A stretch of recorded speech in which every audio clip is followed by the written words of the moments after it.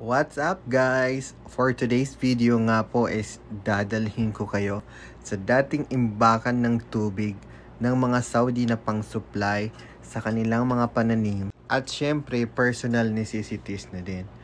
Tinayo nga pala itong dam na to or imbakan ng tubig mahigit 100 taon na ang nakakalipas at pinasara na nga ito 40 years ago.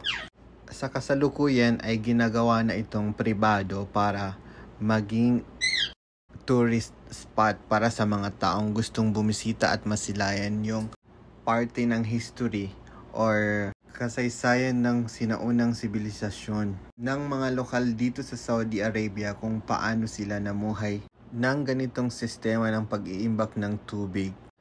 Yung ganitong sistema nga po ay napakahalaga para sa mga lokal nung unang panahon sapagkat alam naman po natin lahat na ang Saudi ay isa pong disyerto.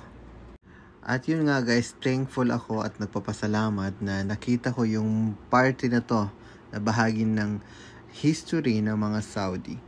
Alhamdulillah.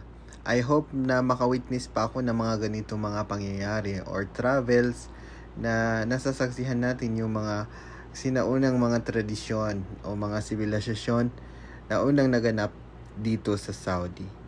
At yun na nga po guys, maraming salamat. Hanggang sa muli, paalam.